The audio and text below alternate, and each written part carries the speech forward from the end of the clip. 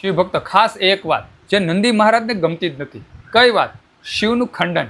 શાસ્ત્રમાં સુંદર વર્ણન છે કે જે કોઈ જીવ, જે કોઈ તત્વ શિવનું ખંડન કરે છે ને તેનો ધ્વંસ થઈ જ જાય છે. તેમાં કોઈ શંકાને સ્થાન નથી. અને પ્રથમ તેનો ધ્વંસ કરવા નંદી મહારાજ ઉપડી પડે છે.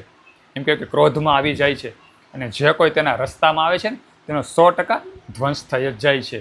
આ જ નંદી છે કે એમ કહેવાય કે પોતે ભક્તિ કરે છે, પોતે નિર્મળ છે, શાંત છે, નિરંતર ભગવાન મહાદેવનું સામું બેસવાવાળા છે.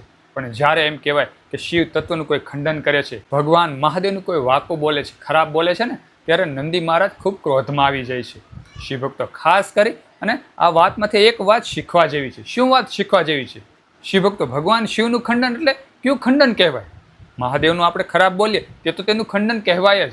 મહાદેવ આવા છે, મહાદેવ પહેલા છે, તે તો તેનું ખંડન કહેવાય. પણ જ્યારે આપણે આપણા કર્મો ખરાબ કરીએ છીએ ને તે પણ શિવનું ખંડન જ કહેવાય. જ્યારે આપણે કુકર્મ કરીએ છીએ, જ્યારે આપણે આપણા જીવનમાં કોઈકનું ખરાબ કરીએ છીએ તે પણ શિવનું ખંડન જ કહેવાય.